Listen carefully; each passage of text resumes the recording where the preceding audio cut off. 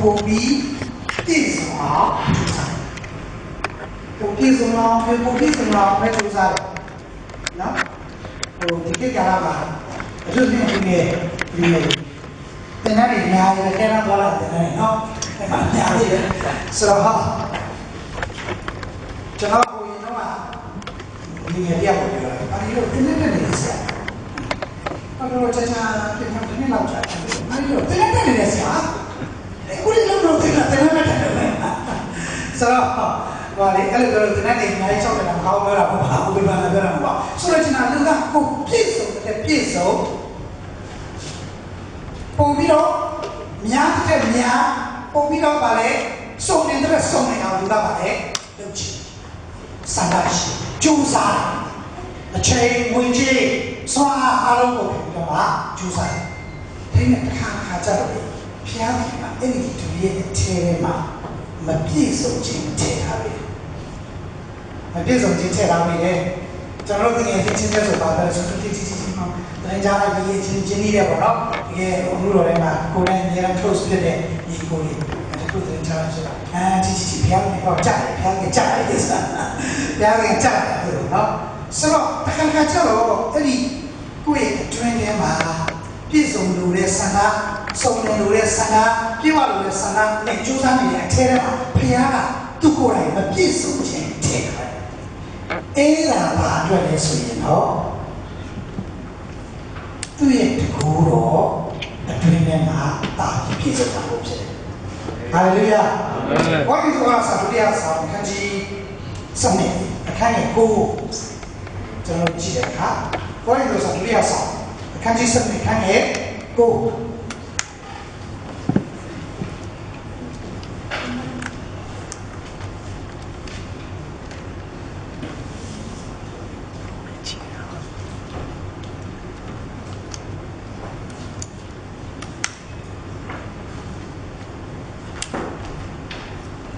ပြစာအန်ဒီစမေအခန်းငယ်ကိုဒီချက်ပဲလေးကတော့အများကြီးနေပါလေနော်ဘာပြောလဲငါဂျေစုဒီတင့်ဖို့တော့ပါပြီငါတကိုးဒီအားနေခြင်းဖြစ်နိုင်စုံနေတတ်ဒီလိုပိတ်တော်ပြီးထို့ကြောင့်ခရစ်တော်၏တကိုးဒီငါအပေါ်၌ချင်းယူဝိမိအကြောင်းငါကိုယ်တိုင်အားနေခြင်းဖြစ်ကိုဝမ်းတောက်သောစိတ်နဲ့ဝါကြွားခြင်းမှာတာ၍အလိုရှိငါအလိုရှိဒီကျမ်းပိုက်ကလေဇာလန်နဲ့ရှိနော်ဇာလန်နဲ့ရှိကိုရီတူတဲ့တော့ဟာတမန်တော်ရှိဘောလို့ပမာကြီးစံအရှောင်းနိုင်တာနော်ပမာကြီးစံသွားခဲ့တဲ့အခါမှာအင်္ဂလိပ်တရားဟောပြောပြမှာပေါ်ထွက်လာတဲ့တဲ့ဖြစ်တယ်ကိုရီတူတဲ့တော့ကို follow ကိုလိုက်တောင်းယူတယ်သူကို follow နောက်ဆက်တွဲပြုစုတော့တောင်းလို့ရတယ်ဆိုတော့ follow မှာဒီဒီနော်တကယ်လောကမှာတော့ကျန်းစာအချက်လက်အပြည့်နဲ့ဒီဒီတင်ပြီးတဲ့ကိစ္စအမှားပြောသိစိတ်ပိုင်းထားပြီးတင်ပေးတဲ့အတွက်ရှင်ဘောလူကိုလူလက်နေတာလူလက်ပိုင်းအတဲမှာရှိတဲ့လူလက်ပိုင်းတွေကဒါတော့ကြာပေါ်လူတင်လိုက်ဒီလိုပေါ်လူပြောလိုက်တယ်တော့ဒါတော့ကြာပေါ်လူကအဲ့ဒီတဲ့တော့ပြစုကိစ္စတော့ထွက်သွားချားပြအောင်သွားပြီးတော့တာကြီးစဆက်ပြတဲ့အခါမှာပေါ်လူတင်တော့နောက်ကြောက်ရောက်ဘယ်သူလဲဆိုတော့အပေါ်လူလေနော်သူ့နာမည်ကဘာသာအပေါ်လူဆိုတော့အပေါ်လူကပြောလို့အဟောပြောတာကောင်းတယ်နော်ပြောရင်ဘာလို့တော့ I was one sure နော်တကယ်ကြီးအဲ့ဘာသာမှလည်းဆရာကြီးကြည့်တော့နော်ပြောတော့ဒီမှာသူကတမန်တရားတော့ထောက်ကြည့်ပေါ်လို့စစ်ပါပါမသိဘူးအကြောင်းလို့သူ့ကိုအခုလာနဲ့ပြကိနာပရက်ဆဲလာလို့ဟာခေါ်ပြီးတော့အိမ်မှာခေါ်ပြီးတော့အပေါ်လူမင်းပြောနေတာဒါဒီလိုမျိုးလုပ်စားပြီးတော့ဒီချက်ရတာလို့ရှိရင်တော့တင်တယ်လေအခုလာနဲ့ပြကိနာကပေါ်လို့ရဲ့လက်ရင်းနော်သူတို့ကလည်းဆိုရင်ဟိုရောငါလေရောမလေအဲ့မှာရောမပြင်ကလောလီနေရအမိတ်ထုတ်တာငါရောမမျိုးပါရောမဒီလိုပဲနေရမယ်ပေါ့အဲ့တော့ channel တွေမနေရဘူးအဲ့ဒါလည်းဘယ်လိုဖြစ်လို့လဲတော့မသိဘူးဗျာဒီဂျူးနေရသူတို့ကရောက်သွားတဲ့နေရာမှာစီဝိုင်းဆိုသူတို့လည်းအုပ်စိုးတယ်အကုန်လုံးနော်သူတို့ဆိုဘာလို့ဒုတိယကမ္ဘာစစ်တော့လည်းဂျာမန်ဂျူးတွေယာယီတက်ခံတာသူတို့ကနိုင်လို့ဆို ဆိုတာစက်ယုံနေဆိုရင်တို့ပိုင်ထားတယ်အများကြီးဂျူရက်နဲ့နေတာတို့အရောလည်းမခံဘူးနော်ရင်ချင်းမှုတင်းစက်ရောလည်းမခံဒီလိုနေတော့နာဇီဟစ်တလာတက်လာပြီးတော့မှချလိုက်တာ6တန်းကျော်အခုလည်းအမေရိကန်မှာဆိုဂျူရီယာသူတို့ပုံစံနဲ့နေတယ်နော်ဟိုကလည်းအဲ့အရှိနဲ့နော်ဒီဟိုတဘာဖုန်းနဲ့ကိုကလည်းနော်အရှိအဲ့ပုံစံနဲ့နေတယ်ဟောတစ်ချိန်လုံးတိတ်ပြီးခေါင်းတိတ်ပြီးခေါင်းသူကလည်းဒါပဲတွေ့တယ်အသေးတွေပဲသေးတွေပဲဆိုတော့အဲ့တော့ခရောဒီမင်းကလည်းရောမဂျူးတွေနည်းနည်းအုပ်ဆိုးလာတော့ရောမလူတွေပဲနေရမယ်ရောမစစ်စစ်ပဲနေရမယ်ကျန်တဲ့လူအားလုံးတော့ရောမမျိုးအပြင်ဘက်ပဲကြိုက်တဲ့နေရာသွားနေဆိုတော့တို့ကပေါ်လီနာနေတယ်ပေါ်လီနဲ့တွေ့တို့ကမျက်ရှိချုံနေတယ်လေကုမ္ပဏီပိုင်ရှင်တွေကတော့တို့ကနော်အခုလည်းပြည်ပြည်လာအခုတော့ပြောမယ်ဆိုရင်စီးပွားပြတ်သွားတာဟောစီးပွားပြတ်ပြီးတော့ပေါ်လီရောက်လာပြီဆိုတော့ပေါ်လီစတဲ့တော့ဒီထောင်လေးကပေါ်လီရဲ့လက်ရင်းတွဲတဲ့အခါကျတော့တမန်ပြကောင်းတယ်တို့ကမောင်းနေတယ်တည်ရတာအပေါ်ကိုပြောနေတာဒါပေမဲ့အပေါ်ကအားဆိုတာရွှေတော့နော်တရားဟောရင်ခါကွာလူကလေးကချစ်တဲ့ကြွားမို့ချာအပေါ်ကိုပြောရမစားဘောကြလာလို့လေဒီလူငယ်တွေအပေါ်ကိုကြိုက်တယ်မင်းတို့ပေါ်ကတိတ်ပြီးတော့ဖြစ်လို့ချစ်ကွာနော်အော်မင်းအပေါ်ကလမ်းလေးလည်းတန်းလာတယ်သူပြောရတယ်ရေးလည်းတော့တော့မင်းဘာညာဆိုတော့လူငယ်တွေကလည်းပုံမှန်တူတယ်မချာရင်အပေါ်ကလည်းသွားမချာရင်ကိုယ်လည်းပြန်တော့ရှင်ပေတူရောက်တယ်တော့ရှင်ပေတူကတော့ကြီးလေနော်သူများလည်းတူရောက်လာဝင်လာအေးဒီကိုပါလို့ညာကျွန်တော်တင်နေရအောင်ပြန်တက်တယ်ထားအောင်လေသူမမဘူးကျွန်တော်စနေရမှာကျွန်တော်ရဲ့ဒါလေယာကုပ်ရဲ့ကျောင်းဟန်ရဲ့တောင်းရောက်လေတောင်းတော့ခေါ်သွားတခင်ပြရဲ့ဘုတော်ကြီးရဲ့ဖွေဆုပ်ရှူသွားပြီးတော့โอ้ရှိနေအေးရောက်တွေ့ကြလားကျွန်တော်ပြောရတော့တဲ့ရလားနော်ကြီးပဲသူ့တော့ချာအေးရောရှာပြောတယ်ဒါမှတမန်တော်စစ်ပေတူဒါမှတမန်တော်စစ်ဆိုတော့နောက်ဆုံး quality မှာပြောတယ်လေပေါ်လူကတော့ quality မှာဖြစ်တော့ပေါ့ဖြစ်လာဟေးငါတို့ပေါ်လူပဲဟောပေါ်လူငယ်လေးရတယ်ငါတို့အပေါ်လူပဲကြည့်ရဘယ်တော့ရှောင်းပြောလဲအဲ့ကောင်တမန်တော်မဟုတ်ဘူးပေတူမှတမန်တော်ငါတို့ပေတူပဲတော့ပေါ့ပဲလားပေါ်လူပဲအပေါ်လူပဲပေတူပဲအဲ့ကြည့်နေရတယ်ဖွဲ့ရှိအဲ့လိုပေါ်လူပဲအပေါ်လူပဲလို့ပြောကြည့်နေရတယ်ဖွဲ့ရှိအဲ့ဘာပြောလဲဟဲ့မင်းတို့ပေါ်လူပဲအပေါ်လူပဲပေတူပဲဟုတ်လားငါတို့သူ့လည်းမဟုတ်ရှေ့ရှုပဲကွာဘာတိုင်းလဲနိုင်တယ်ဒီကတော့ရှေ့ရှုပဲလည်းမဟုတ်ဘူးဒီကလည်းပြောတာသူကအဲ့ဒီဟာမပတ်တဲ့ပေါ်လူစံပြောတယ်ပေါ်လူနေရတမန်တော်ဟုတ်တမန်တော်စမဟုတ်တမန်တော်ဆိုတာကယေရှုရဲ့လူစကားပြောဖို့ပဲယေရှုကိုမြင်ဖို့ပဲယေရှုရဲ့လူတွေနေဖို့ပဲလို့ပြောတာအဲ့ဒီပေါ်လူကဒီချောင်းပြောတော့ဒီကောဆက်နေအပြောမယ်လွန်ခဲ့တဲ့14နှစ်တုန်းကတခင်ဗျာရဲ့ချုပ်တယောက်အမြင့်ဆုံးပฏิတုတတရားကောင်းရင်ကိုခေါ်ဆောင်ခြင်းကိုခံရတယ်။အဲ့ဒီခါမှာကိုခန္ဓာပါတော့မပါလားငါမသိဘူး။ဖျားပြနေတယ်။အဲ့ဒီမှာအဲ့ဒီတမန်တော်ကအဲ့ဒီတပည့်တော်ကလူမပြောနိုင်လူမကြားနိုင်လူမမြင်နိုင်တဲ့အရာတွေကိုမြင်ခဲ့ကြားခဲ့ပြောခဲ့သိခဲ့ရတယ်။ဘောကတော့ဝက်ချက်ကလေးနဲ့ပြောတာတကယ်တော့သူ့ကိုပြောတာလားနော်သူ့ချက်ခင်ဗျားကကိုရှိပိုင်ပါကောင်းပြီခေါ်သွား14နှစ်ကြာမှတော့ဒီကိစ္စပြန်ပြောတာလေသူ့တမန်တော်စမဘူးဆိုဆိုကြလာလို့သူပြန်ပြောတာအရှုပ်ကငါတွေ့ဘူးလေယေရှုရဲ့စကားပြောတယ်ယေရှုရဲ့လက်ပေါ်လေးနေယူတယ်သူကလည်းပြောတာအဲ့တော့ပေါ်လို့ပြောတဲ့တွေ့တဲ့ပြောရတဲ့ယေရှုကဘယ်ယေရှုဆိုကောင်းပြီယေရှုကျန်တဲ့တမန်တော်ကယေရှုလို့ပြောယေရှုနဲ့စကားပြောခဲ့ယေရှုနဲ့သူချင်တယ်သွားလာခဲ့ဒါတော့မမတ်မီဘူးနော်ပုံစံတောင်းတယ်နော်တကယ်ရှုထားတဲ့ခါမှာတင်တိုင်းမှာမာလီကိုတွေ့တယ်မမတ်မီဘူးနော်ဥယျာဉ်ဆောင်ကိုချင်မှပြီးပြောတယ်နောက်မကြခင်အင်းအောင်မျိုးကိုသွားတဲ့ခါမှာတပည့်တော်မြောင်းတဲ့သူတကယ်ရှုကိုလားစကားပြောနေတော့တော်ချာဟောတာစကားပြောတန်းလုံးသွားကျွန်တော်ထင်တယ်ဒီဘက်တော့စနေရောက်ပဲအဲ့ဒီရောက်နာမည်မဖော်ပြပါဘူးအဲ့ဒီကချာရတော့မရှိတော့ဘူးပေါ့နော်နာမည်မဖော်ပြပါဘူးဒီမြောက်ကယေရှုရဲ့ဘယ်လိုလဲပါတော့ပိတ်နေရမယ်နော်လာဘာမမတ်ဒီအိုရတာနော်အခုတော့မတော်ကြုံတော့အနေနဲ့ကျွန်တော်လည်းပဲလူလာဝင်ထိုင်မှာဆိုထိုင်ပြီးတော့မဟုတ်ပြန်လာမလို့ရှိနေဆိုပြောင်း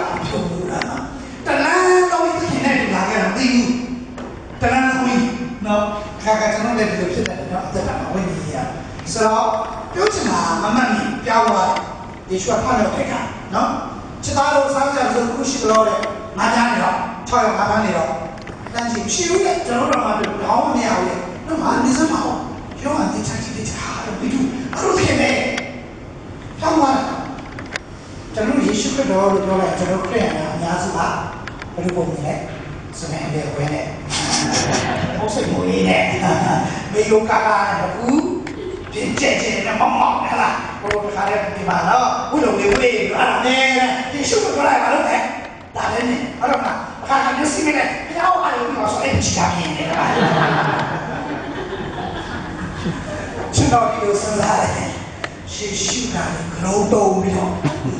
một sự kiện này cố, shit, nó đâu á, nó cả cho là đúng là đồng thời là mà country age would not come in the balade to remember no da follow mama to know I am share issue about it when issue what's the name issue that let's go I will never see but that's all no allora oh domani ora mi ci ma Gesù che deve parlare su no su allora non lo chiede no prega non deve dire come mi sento otto beh su no già su ma ting c'è gente no ma non mi ha allora su no ne lo prende da delle cacca quello via c'è tu non su no ne quello tanti la continuerà qua ne ora continuiamo solo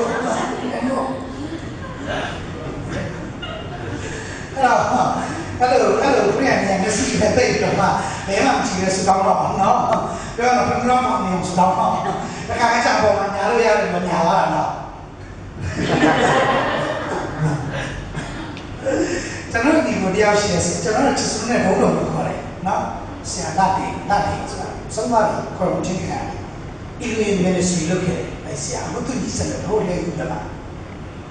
tu sống nhặt phim service gì vậy mà tu này ăn này gì nó cái chuyện bài bài này gì ôi chứ nó chứ nó nhá cho tao bộ là nó đó出去有几年，多家把人当单嘛，我嘛，应该嘛讲的，生活嘛讲的单嘛了，哎呀，好屁，哎呦，看嘛，想我了，下去的我嘛了，过年我哎呀干的呀，哦，那时候嘛太多呢，生都那个定价，后来我们去看，这你不能我公来的呢，你有三个等于这些，你呀，太没的，太闹。assistant ko itu tuaro ai ke assistant ha jadi tu ni ta su tre tu ne tai su ta no tu ne tai su ta tu le assistant ni ma ra no se kalau ni dia pare tu su ta ne ta so yo su ta shi tu no la pensa a yo so ni to mi ha se so ni va le so ma do dia no e quasi no se a sta mi va io la scena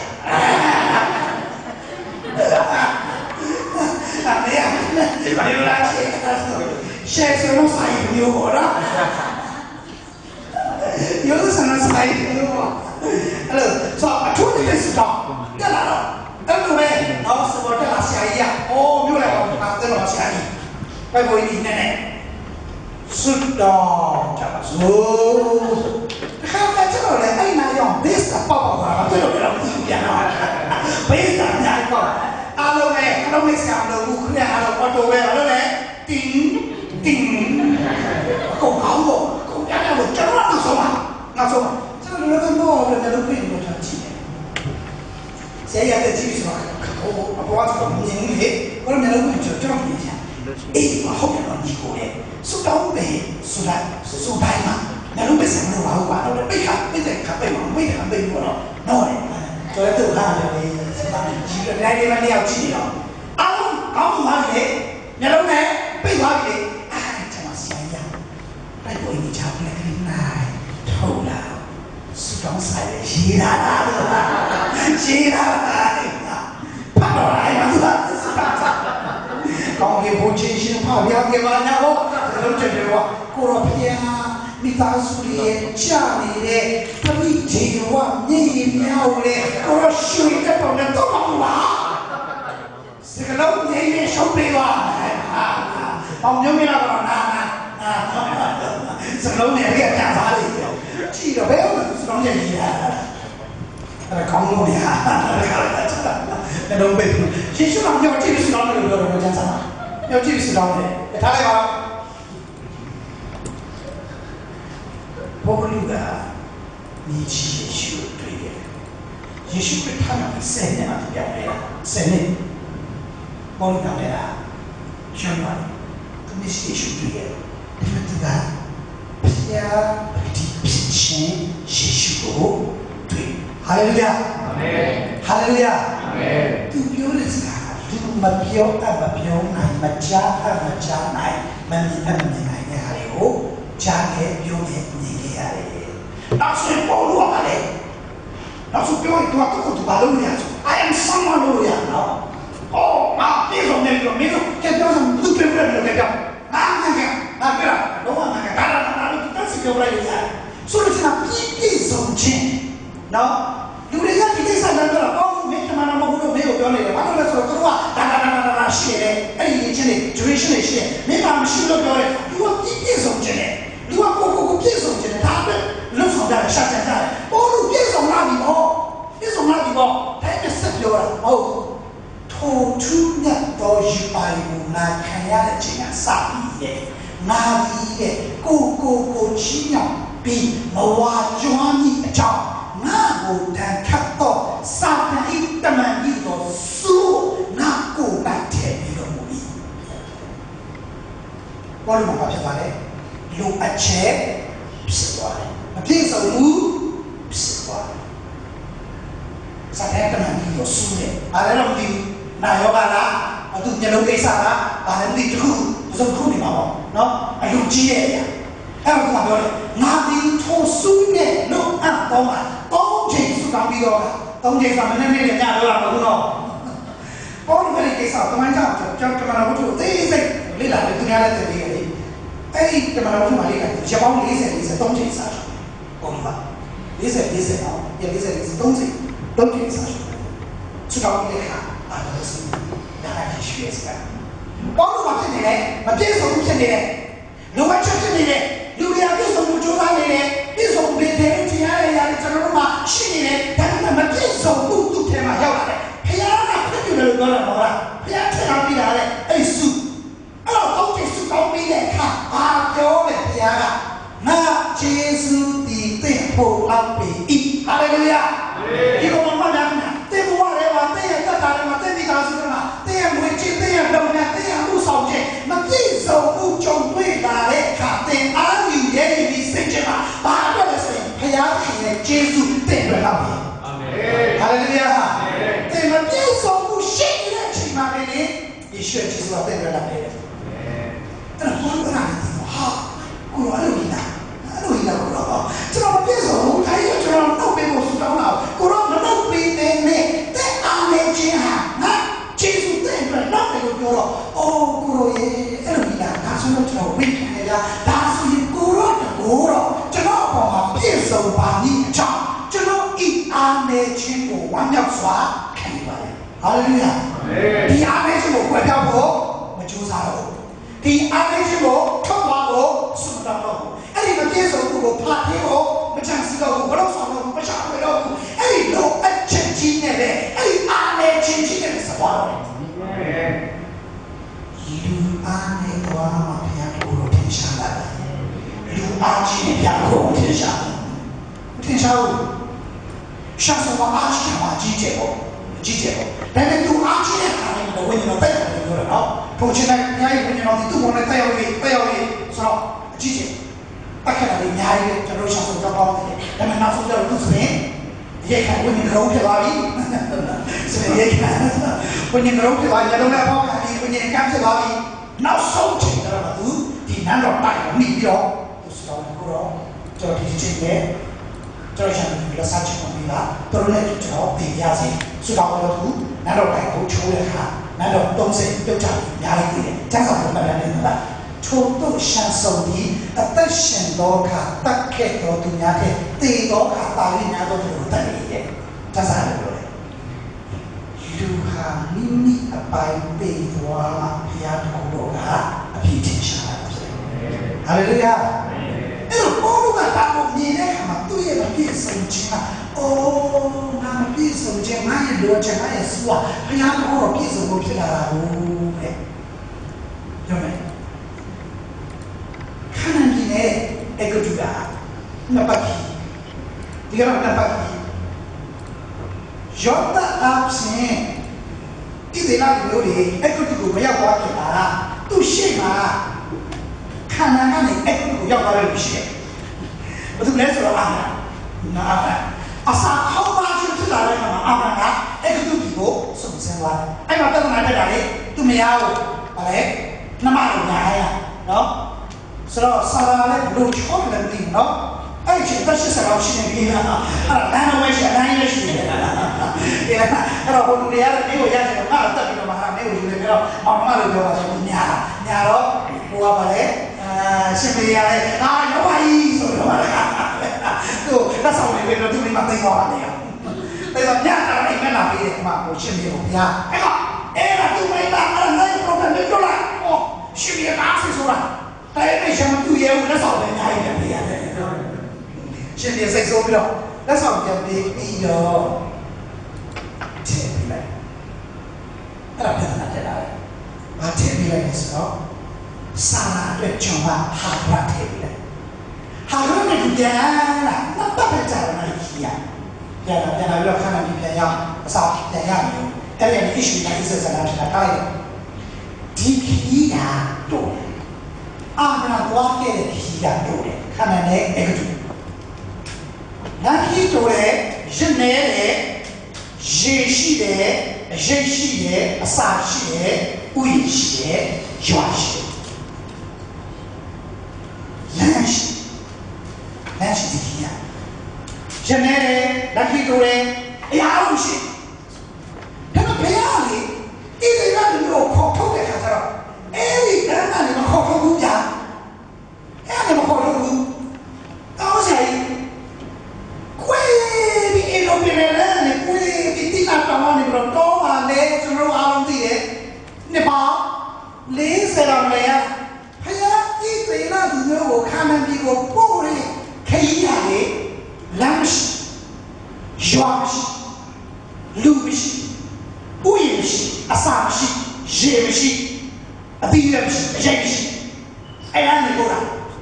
ဒီကအဲ့ဒါနေပို့တာတို့လမ်းမှာဘာမှမလုပ်ဘူးသူတို့မှာလူအချက်တွေတည်ကြတယ်လမ်းလိုအချက်ရှိတယ်အစာလိုအချက်ရှိတယ်ရေလိုအချက်ရှိတယ်အရိပ်လိုအချက်ရှိတယ်အဲ့ခုကနေလိုအချက်ရှိတယ်လူအချက်တွေတည်ကြတယ်အဲ့ဒီလိုအချက်တွေနဲ့ပြည့်နေတယ်လိုအချက်တွေရှိတယ်ဒါကလေပြားကဣတိကမျိုးခန္ဓာကိုယ်ပို့တယ်ဘာဖြစ်လို့လဲအတနဆယ်လုံးနဲ့ယောက်ျားကြီးတဲ့6သိန်းတော့ထွက်လာတဲ့ခါမှာတနဆယ်လုံးတော့စတိုင်တော့စီးရှိတဲ့ယောက်ျားကြီးတဲ့6သိန်းမိမနဲ့ရွာမှာရှိတဲ့ရေလေးကိုအိုက်ဆယ်လေးတော့ခါတော့ဝင်ပြီးတော့မှရေလေးနဲ့တွေ့ရှိနိုင်တယ်ဆယ်နဲ့တွေ့ရှိမလားနော်ဟိုအေးလေးဆိုဆယ်နဲ့တွေ့မရှိတာအဲ့ဒါတော့တော့လေနော်အကောကောင်သွားမှာဥယျာဉ်နဲ့ဝင်အသီးတွေခါလဲခုဟောဗာရွက်ပြီးခုအကောင်ဥယျာဉ်နဲ့ပြစီသွားမှာရွာဝင်ရွာမှာတော့သွားမှာလူတွေမှာရှိထားတဲ့အရာကသူတို့အတွက်မလောက်ဘူးโอเคဘာမှမရှိတဲ့နေရာကနေပို့တာဟာဣသရေလလူမျိုးတွေအတွက်လမ်းတီဖယားအစာတီဖယားရေတီဖယားရိတ်တီဖယားဟာလေလုယာဟာလေလုယာအခေါ်တီဖယားငါခေါ်ရသည်ဖယားဘာမှမရှိတဲ့နေရာကနေပို့တာနော်နဲ့လေးစစိုက်ရမစိုက်အောင်ချိန်ရတော့မနေ့ကလည်းအိုးလေးနဲ့ထွက်မနတော့တော့အိမ်ကြတာပြုတ်ပေါင်းထောင်းစားတဲ့လိုစားတယ်အဲ့ဒါတော့မတာဘာလဲဒီသားစုတွေနဲ့တဲဝါမှာအိုးချပြီးတော့အခုပြောင်းနေတဲ့သူရလည်းမို့သေးတယ်မှာအခုပြစားမယ်အိုးကနာမဲလာတယ်ချက်တော့အဖြူအနိတကွာပြီးတယ်တို့ကြိုက်တာလည်းပါနေချင်မှာမစကားမနေ